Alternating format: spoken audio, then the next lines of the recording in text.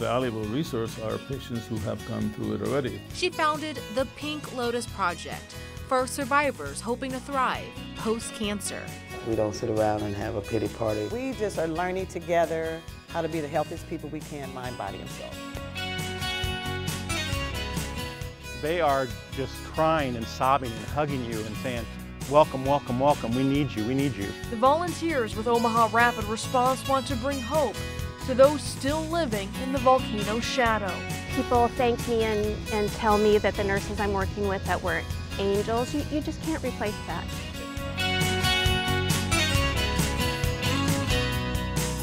From 3 News Now and the Omaha World-Herald, this is Omaha Sunday Morning with Jennifer Griswold. Good morning and thanks for joining us this Sunday. I'm Jennifer Griswold. A family is working to pick up the pieces after a horrible incident. A tragic crash in Sarpy County in June left 5 children without parents. Now their grandparents have returned from their retirement overseas to raise the young children. 3 News Now reporter Jake Wazakowski explains how they are close to finding a permanent home. Truthfully, it's amazing. Ever since the accident, God has just opened so many doors in this community from people helping us. It's been a summer of heartbreak for the Pennock family, but getting back to school is bringing back a sense of normalcy and structure for the 5 children who lost both of their parents in June. I'm practice going. Good.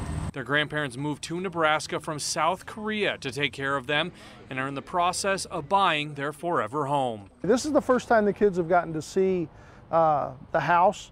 And we are just super excited about working through the process to buy this. On June 25th, Jennifer and Adam Pennock were killed when the vehicle they were driving crossed the median and hit a truck head-on at Highway 50 near Schramm Road. Now, friends are holding a fundraiser to support the children at Central Park in La Vista. Wayne says the community's support and love has been overwhelming. But you can imagine that going from a 2-person household to a 7-person household is a bit of not only culture shock, but financial shock. And so the assistance and help that the community of Omaha has poured out upon us is greatly appreciated. He cashed in his retirement to pay for the house because his grandkids are now his retirement. And that way, no matter what happens, where they go, what happens to them, they'll always have a home to come back to. And that's what this is going to be. Yesterday, the family held a fundraiser complete with a silent auction, bounce house bake sale, and a car seat fitting station, which was what Jennifer was passionate about. Teen drivers continue to engage in risky behavior behind the wheel, such as not wearing a seatbelt and texting while driving. The latest numbers come from a 10-year study out of the Texas A&M Transportation Institute. The data analyzed more than 100,000 teen drivers in 11 states, and experts say the results show teenagers are routinely engaging in 5 dangerous behaviors behind the wheel. 3 News Now reporter Megan Hahn brings us the details. No phones, and if we ever caught them texting or anything like that, they would be in big trouble. Big trouble. 1 in 3 teen drivers admits to picking up a phone while behind the wheel. That's according to new data showing teenagers are continuing to engage in risky behavior while driving. They don't surprise me that because we have been seeing those numbers. The largest group of individuals that are not wearing their seatbelts today are actually our teens. That's discouraging to us in the safety industry. The study tracks drivers over 10 years. It shows 35% of teens admit to talking or texting while driving. 23% don't buckle up, and 10% admit to getting behind the wheel while under the influence. Teens, while they make up a smaller portion of our drivers, make up a larger portion of our collisions that happen on the roads. So it's very important that we encourage our teens to be safe drivers. The National Safety Council of Nebraska says the Cornhusker state ranks similarly to others and that the number of teen drivers engaging in these at-risk behaviors remains steady. I think parents have to model good behavior. There's some studies that have come out recently comparing the number of adults that are texting and driving to teens, and it's very similar amount. So teens will watch, and they have grown up watching their parents' bad habits. When your kids are little, it's funny what they're picking up as, like, if you're driving and someone pulls out in front of you, like if you said, "You idiot," I mean, they pick all that stuff up. The study's authors said many of the teens did not recognize passengers in the car as a distraction. When you're out and about today, you may see the new Metro Transit buses on the streets. They went into service this week, phasing out Metro's older diesel-powered buses. Metro says the new buses will reduce emissions and improve fuel efficiency. Metro will be replacing 14 diesel buses with the compressed national gas-powered models, calling it a positive step forward. One thing is the clean air, that it cuts the emissions out of the tailpipe very significantly. The second thing is it's more cost effective. At least right now, the commodity is much more cost effective than diesel is. So having a mix of different propulsion technologies in our fleet is a good idea. Officials say the new buses are also a lot quieter than the old ones. All of the new ones should be in service by the end of the year. People who live in Central America are picking up the pieces after a deadly volcano eruption. Now members of an Omaha-based group are taking their skills and faith to Guatemala to help those hit the hardest. Their story when Omaha Sunday Morning continues.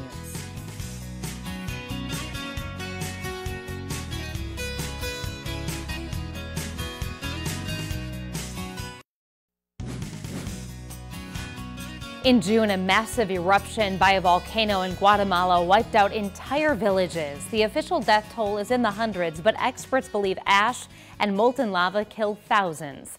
One Omaha faith-based organization is doing what it can to help the people in the affected region. 3 News Now reporter Megan Hahn shows us their mission of mercy. Entire villages on the slopes of Volcán de Fuego wiped out under feet of volcanic ash and mud. When the flow comes out of the volcano, it's anywhere from 2,000 to 3,000 degrees. By the time it got down to the villages, it was still 400 degrees. So a lot of people got cooked in their own homes. 2 of them were completely covered like Pompeii was in the year 79 AD. The 16-hour eruption is unlike any seen in the country in a century. Rescue operations estimate the unofficial death toll to be in the thousands. We were walking around in a town that was one of the towns that were covered, and there was 2,000 people that were buried alive in that town. On Sunday, Omaha Rapid Response will return to Volcán de Fuego for a second time this summer to provide medical need and hope to those stranded in refugee camps. They are just crying and sobbing and hugging you and saying, "Welcome, welcome, welcome. We need you. We need you." The situation is serious. The rainy season will soon begin, and many are still waiting for medical treatment. The volunteers with Omaha Rapid Response want to bring hope to those still living in the volcano's shadow. People thank me and tell me that the nurses I'm working with that were angels. You just can't replace that. It doesn't matter how many different disasters that you go to. Your heart always hurts because you see the hurt. Omaha Rapid Response says it will take about 6 more months to treat most of the patients injured in the eruption. The rebuilding is expected to take much longer. Wonderful work they're doing there. Now for a look at the weather as we wrap up the month of August, temperatures this week will be near or slightly warmer than normal with highs in the mid to upper 80s. Even with the warmer air around, that doesn't mean it will stay dry. A front stalls over the area and will provide several rounds of rain and even some storms on and off throughout the week. The Benson Plant Rescue is celebrating the end of summer, and those who serve our community, they're giving away free perennials today for trash collectors, sanitation workers, and all city and county employees. All you need is your work ID. You can mix or match to fill one flat. They'll also be offering free lemonade to stay cool in the heat. It's a daily pit stop for many of us on our way to work, the coffee shop. Now one local spot is celebrating a big milestone. Scooters has been serving up hot coffee and tea for 20 years, getting its start right here in Omaha. When Omaha Sunday Morning continues, we look at what keeps them brewing our favorite blends.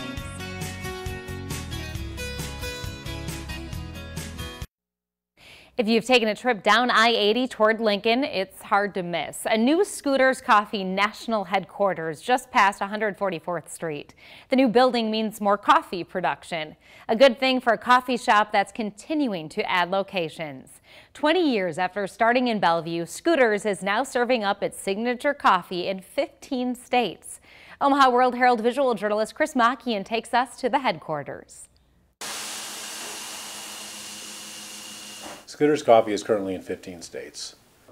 the founding store, founded by Don and Linda Eccles, is still there today, 24th and Cornhusker. A lot of people maybe don't know that Scooter's Coffee also roasts and distributes coffee under a sister company called Harvest Roasting.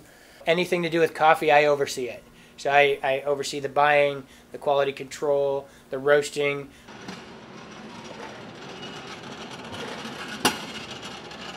So we're just getting a new roaster in that's 4 times bigger than the one that we have now. Our capabilities right now is about 1 million pounds. We're actually doing 1.2 million, so we're running double shifts. The new roaster allows us to get almost 4 times that. So with that roaster and the current one, we should be able to do almost 5 million pounds a year. We bring the coffee in here and we load it into the roaster. During that process, it's time, temperature, and a whole lot of art and love and science behind it. And in 15 to 18 minutes, it comes out in the coffee that we're using, like the espresso, which is a blend, or our Scooter's blend, or just an Ethiopian. It goes through a destoner, which helps get out any metal or stones that might be in the bean. I mean, they're scooped off the ground in a third world country, so you're always going to have stones and bits of foreign material that you don't want to end up in the cup, and that stuff gets taken out during that process. From there, we let it degas. So the roasting process sounds simple. You could bring 7 different people in here that roasted on the same equipment for several years, and each one of them could have a completely different thought process on what they think is right. Can't function if I don't drink it, so it's in my blood. I drink it all day long. I can drink it at 10 o'clock at night and go to sleep. So I love coffee. If you've stopped for a Scooter's Cup of Coffee this month, you've likely noticed they have a special birthday cup marking their 20th anniversary. A new building on the campus of Creighton University has both students and faculty smiling as they head back to class. Up next on Omaha Sunday Morning, we go inside the new School of Dentistry and show you how it's changing the game when it comes to training the next generation of dentists.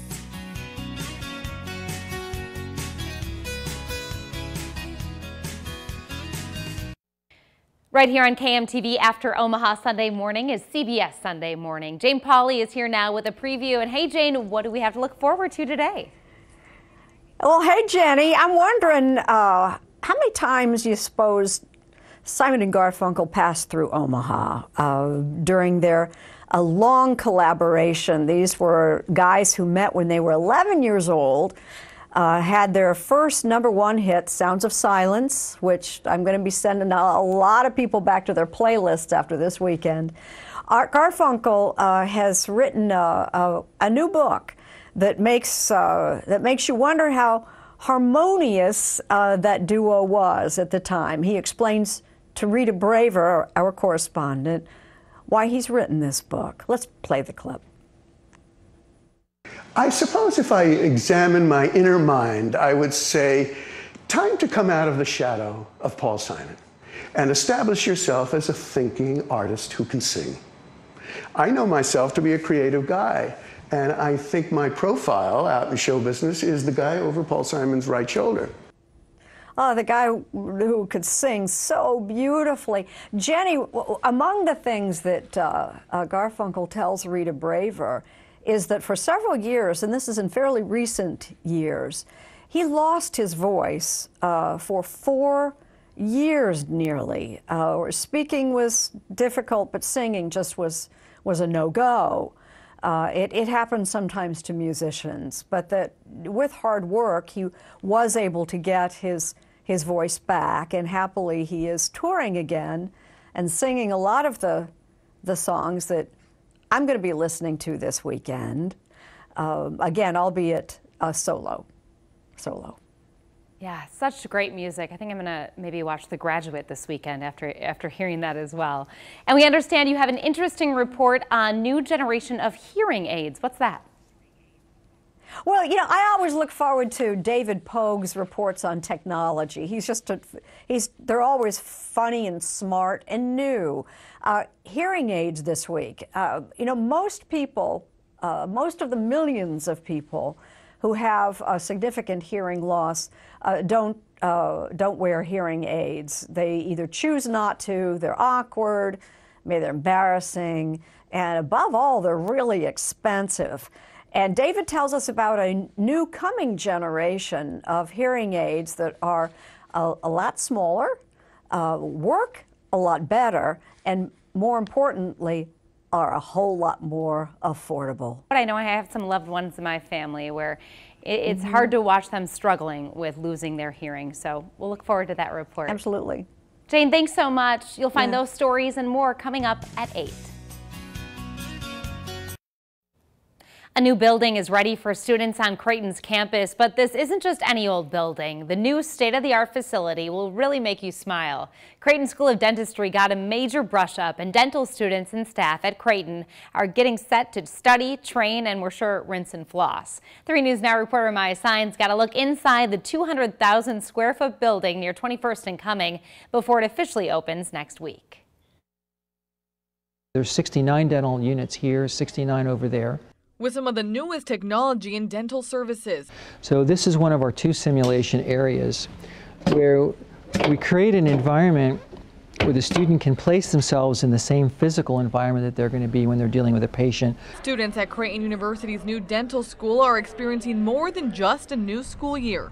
Their new 200,000 square foot building houses an enhanced clinic, simulation laboratories, classrooms, and more practice space for students. The school has 138 brand new operatories like this one, where students can practice and work here at the school's adult clinic. At retail, we have $3.8 million worth of this equipment in our school now. Dean Mark Lotus says the school's advanced technology will prepare students for post-graduation and better serve patients. Embedded in the technology in the building will be more advanced electronic health record keeping, digital radiography, and digital scanning technologies. These are new technologies for dentistry, for dental therapies. So our patients will be experiencing the most modern ways of treating dental disease. So we've got a ton of these new units called CEREC machines, which allow us to mill our own crowns as opposed to sending them off to a lab. Just to be able to give the students that exposure to that technology is huge. Dental students are already noticing a difference. We had a whole morning of lectures, orientation, and we weren't actually present in the classroom with the teacher. We were just watching from a floor above. So there's a ton of different student lounges available for us to use, which allows us to kind of change up the environment that we study in. The clinics are incredible, really give our patients a lot more room, a lot more privacy. With the new facilities offerings, it's estimated that the School of Dentistry will create a $200 million economic impact in the next 10 years. Reporting from Creighton University, Maya Sines, 3 News Now. The Creighton Clinic does take new patients and offers a full lineup of services. You do have to apply to get a spot. There's a lot going on this week in Omaha. Here's a look at 3 things you need to know about. Today is National Dog Day. And what better way to celebrate than an outing with your best fur friend? The 2nd annual Dog Days of Summer at River West Park is happening later today. That's near 233rd and West Maple. It kicks off at noon, includes live music, a beer garden, even a splash time. All dogs and their humans are invited. Hutch Fest is happening today in downtown Omaha. The annual event is more than tripling the number of vendors this year. More than 250 vendors selling their handmade goods will be set up at 11th and Nicholas. The event includes food trucks, a beer garden, even a music lineup by Maha. It all gets started at 10 a.m. And tomorrow, school begins at Omaha's Henry Dorley Zoo Academy. Kindergarten and Little Lions preschool students will kick off their school year. The Zoo Academy helps older students who are interested in zoology explore career paths while completing high school. For the younger kids, zookeepers and animals all become part of the everyday learning process. It's a diagnosis giving all too often, breast cancer. And for the women and men who fight the disease, life can feel like it revolves around treatments and doctor's appointments. Even after beating it, there can still be uncertainty. And that's where a special group comes in. When Omaha Sunday Morning continues, we introduce you to a group of survivors on a mission to build each other up. How did this group of Harvard students prank President Trump? It's a story the president will probably never forget, nor will you. 60 Minutes tonight. Nebraska education officials say bullying and harassment are growing concerns in schools. They're taking a stand, outlining a plan because they believe kids need direction on how to treat one another. 3 News Now reporter John Kipper shows us the push to be kind to one another. Our student population is going to look different over the next 30 to 40 years. We will be a majority minority state in our student population in that time frame. We have to be thoughtful about what we're preparing our students for, our culture for, our future for. State Board of Education Commissioner Matthew Bloomstead, along with around a dozen education leaders, came together to sign a statement saying bullying and harassment is not a legal issue, but a human dignity issue, and saying, quote, "These are basic human rights that men and women have fought and died for under our flag, and this basic tenet must also be communicated to the community as a whole." We live in a day and age when it seems like saying negative things about people is an okay activity, and we are here to say that's not tolerated and should not be tolerated. One place where harassment has been a big issue is on the playing field. In 2010, green cards were thrown on the field during the state title soccer game featuring predominantly Hispanic Omaha South. Schuyler administrators have also complained about their student athletes being harassed on the field. When it becomes about personal characteristics, whether it's race or anything else, that those feel like they're even more difficult situations for people to handle. And what we want to do is provide some models that would help them do that all the better. A similar effort has already been started in the Metro, as area schools have embraced the #BeKind effort that began in Ralston schools. Bloomstead wants it to be a statewide effort. Those didn't come from the Department of Education down to them. It didn't come from law. It comes from the notion that it's really needed in schools, that students need language to understand how they can treat one another. And Bloomstead also says that in the past, the state has dealt with these issues case by case. Now they are hoping to tackle the issue as a whole. A first of its kind for school for the Archdiocese of Omaha is welcoming students. The Dual Language Academy started classes at the old St. Stan's School in South Omaha. So far, the 88 students are spread between preschool, pre-K, and kindergarten. The goal is to have the students biliteral and bilingual by the end of 8th grade. Type 1 diabetes never takes a day off. Even at night, people with the disease have to manage their illness. And that's why an Omaha mom continues the 3 a.m. challenge. She's asking people impacted by type 1 diabetes to go on Facebook Live at 3 a.m. to show how the disease never sleeps. We check back with this mom on a mission. Well, hello, it's 3 a.m. and once again, I am doing the 3 a.m. challenge. I do this to bring you into my home, to show you a part of my nightly routine. At least once a night, Jill Rotella wakes up to check her son Louis' blood sugar levels to see if he needs insulin or perhaps some juice. He wears a continuous glucose monitor which alerts to highs and lows, but Mom always helps manage his disease. Louis was born with Down syndrome. Cognitively, Louis doesn't understand the maintenance that goes into caring for his disease. So his disease is my disease and my husband's disease. Nearly a decade later, the type 1 diagnosis is fresh because it's a daily reality. It still really is raw. Without a cure, Louis can never be independent, and he talks about being independent all the time and moving out and going to college. My son Marty, who is 13, was diagnosed when he was 5. Gabby Mormino's son started experiencing normal symptoms when he was 5, like weight loss and extreme thirst. But I really do try to let him manage as well as he can. He can change his own pump now, which is a big step for kids to be able to put on their own devices. So. But the worry of a mom never wavers. Okay, Theo. All right. I think I can sleep pretty soundly as long as he hangs in that range. You think you know what it's going to look like, but until you start living with a child, it's a little difficult, quite frankly. These moms have encouraged others to take and share the 3 a.m. challenge. They want to raise money and awareness about medical advancements thanks to JDRF, but they don't want to stop there. Without a cure, his dreams aren't a reality right now. A cure. Something they all dream about when they climb back in bed and while they're wide awake. Here's my superhero. Hi, Louie. You can go back to bed. Your number's good. You are invited to use the hashtag JDRF3AM to share your story or to find ways to support the local chapter. An emotional day at the National Park Service along the Omaha riverfront as more than 36 immigrants officially became American citizens this week. A judge administered the oath of allegiance to the new citizens. They come from various countries. Don Burgess came from Iraq in 2009. He served in the Army with coalition forces. This is by far the best country. I've been in a lot of places, different countries. This is the best. This is home. After that ceremony, foreign-born citizens enjoy nearly all the same benefits and responsibilities that the Constitution gives to native-born American citizens, including the right to vote. It's a diagnosis that hits close to home for so many of us. Most of us know a mother, sister, brother, or friend who's heard the words, "You have breast cancer." In fact, breast cancer is the second most common cancer for American women. With early detection, the number of survivors is growing, but what comes next? 3 News Now reporter Shante Passmore takes us beyond the doctor visits to find out.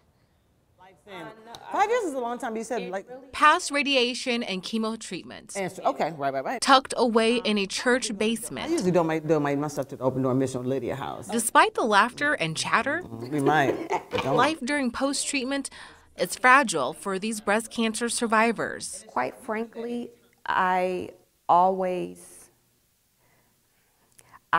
am concerned with it coming back. It's a new reality for Andrea Foster, who had her last radiation treatment in 2016. Side effects that come along with every drug. There's Tisa Hardin-Partridge. Lost the hair, went through the whole 9 yards. Elaine Hollingworth. Currently, I'm doing the Herceptin treatment, which is for the HER2 virus. All three, the faces of a growing number of women surviving breast cancer. We focused very much on the cancer when I was diagnosed, but it was kind of after that. It's like now I'm a different person. How do I not get breast cancer again? And how do I stay healthy in general? Hardin-Partridge listened to doctors' advice. The most valuable resource are patients who have gone through it already. She founded the Pink Lotus Project for survivors hoping to thrive post-cancer. We don't sit around and have a pity party. We just are learning together how to be the healthiest people we can, mind, body, and soul. And that covers all areas. That covers nutrition, that covers working out, that covers therapy, that covers one-on-one information that we can give each other. These women embracing the symbolism of the lotus, self-regeneration, long life, and mostly I went to the doctor health. Monday because when I was out of town. Shante Passmore, 3 News Now. You can find more information about the Pink Lotus Project and other resources for breast cancer support groups on our website. That's 3newsnow.com. There are 2 simple words that carry such a big message: be kind. It's the mission statement of schools around the metro, and when Omaha Sunday Morning returns, we show you how one school is taking it a step further. Friday marked Be Kind Day, a day where Omaha leaders and officials put their focus on spreading kindness with a special dedication. In front of area mayors and educators and joined by members of police and fire departments throughout Omaha and Council Bluffs, Mayor Gene Stothert signed a proclamation declaring August 24th Be Kind Day. The initiative encourages students to make positive personal connections at school and within the community. After the loss of his son to suicide, Ralston Superintendent Dr. Mark Adler and his wife started the movement using the hashtag BeKind. Now students want to spread that message in his honor. Hearing that story, it just makes you want to make a change, and it's really cool that they were able to take that, something so tragic, and turn it into something so powerful and just really make a true change in our community. Well said. The Be Kind movement isn't just meant for students. Students and educators encourage everyone in the community to partake in the movement and do or say something kind for a neighbor, a relative, or even a coworker. And that Be Kind hashtag is taking over Millard Public Schools this year. But the district is taking it a step further and teaching kids exactly how to put the message into motion. Morning anchor Emily Zink takes us in the classroom to see how they're working together. Diane, I could get you to volunteer. Do those 6 problems for us if you would. When do we have time to really get to know each other? With children so immersed in technology nowadays, fostering peer-to-peer relationships can be tough. But one program is aiming to change that. What is your favorite restaurant? teaching how exactly, step by step, to be kind, how to care. We're going to shift gears.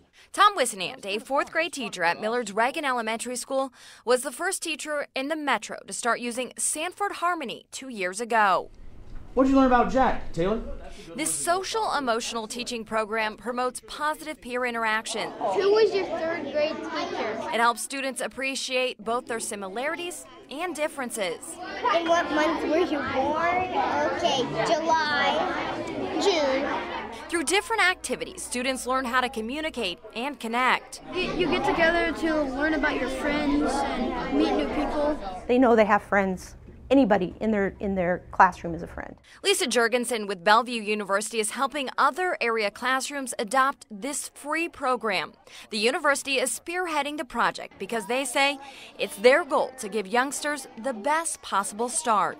These are skill-building, positive actions every day, habits that the student is learning every single day, and they become ingrained in who they are. Jurgensen says Sanford Harmony not only builds strong relationships, but it helps kids focus. No, you nailed it! And minimizes classroom disruptions and conflicts. It's really a lot more difficult to be angry at somebody when they're friends. It's really valuable to be able to focus on teaching instead of mediating problems or differences or conflicts that arise in the classroom. It really lets us focus on what we're here to do, which is educate all kids. Bellevue University says they are in the process of implementing Sanford Harmony into other metro area schools this year. Nebraska's race for U.S. Senate will see 2 women on the ballot. When Omaha Sunday Morning continues, we introduce you to the candidates. The race for Nebraska's next U.S. Senator has 2 women on the ballot, incumbent Republican Senator Deb Fischer and Democratic challenger Jane Raybould. Both women are working to earn your vote in November. Senator Fischer sat down with anchor Craig Negrelli in a one-on-one interview.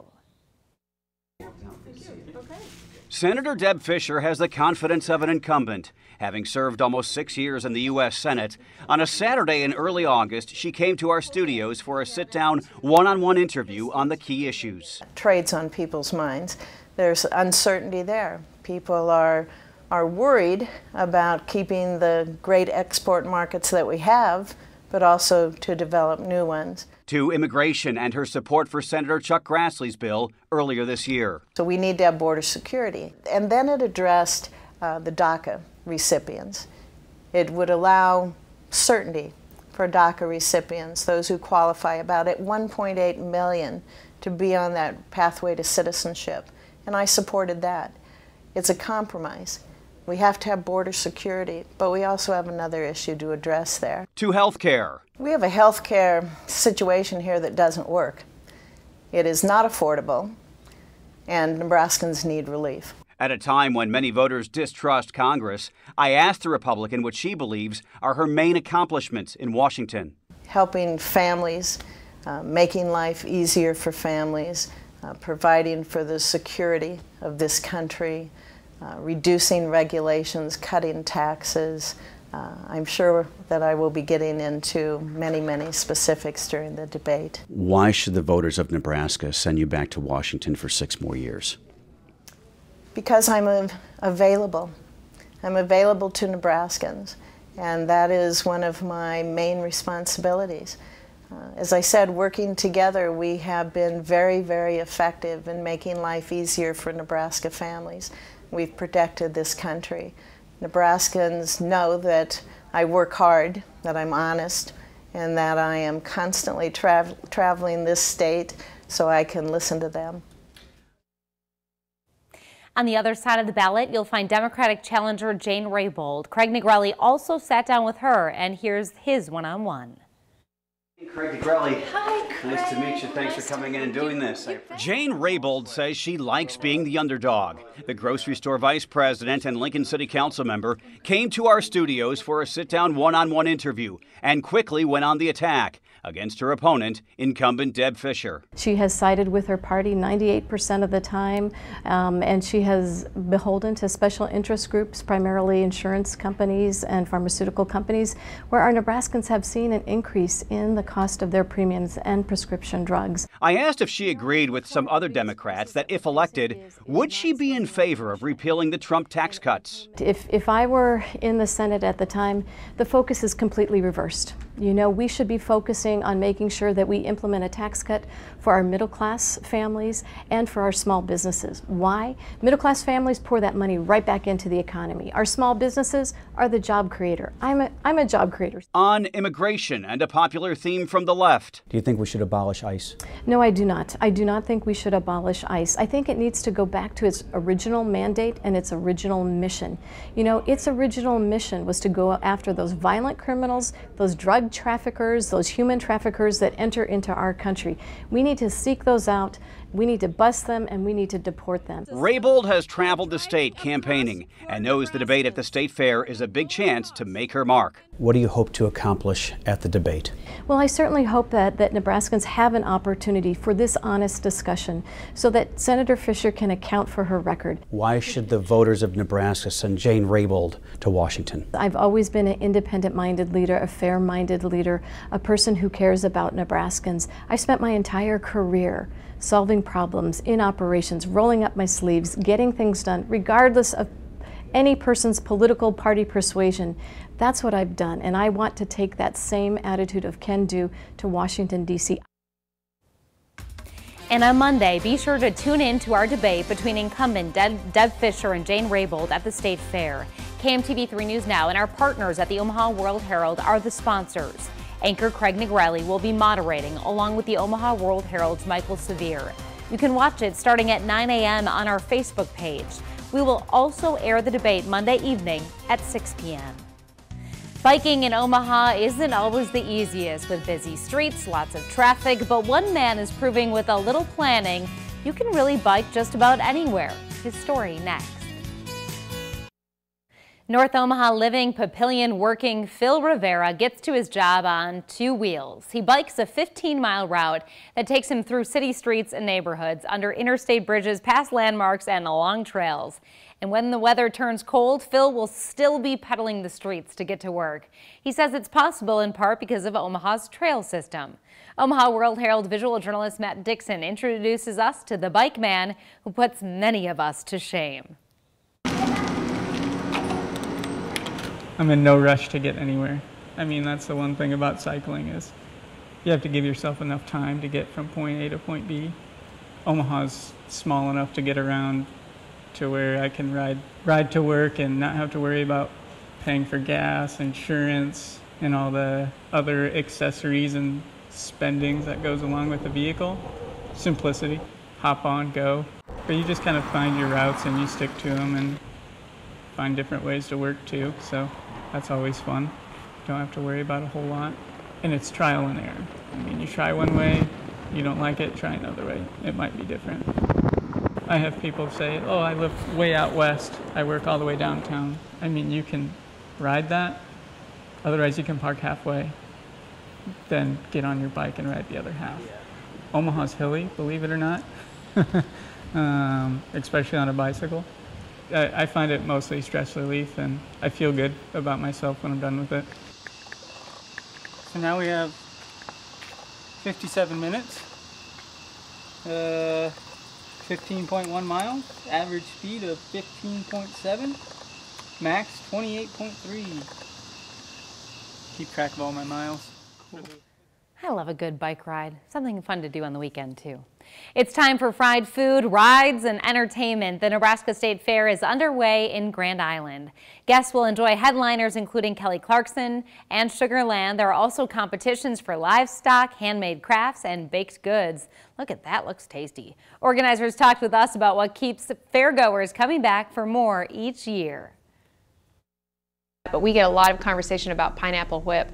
And of course, everything from deep fried Snickers to Oreos to Twinkies, all of those crazy things, to corn dogs and everything bacon wrapped.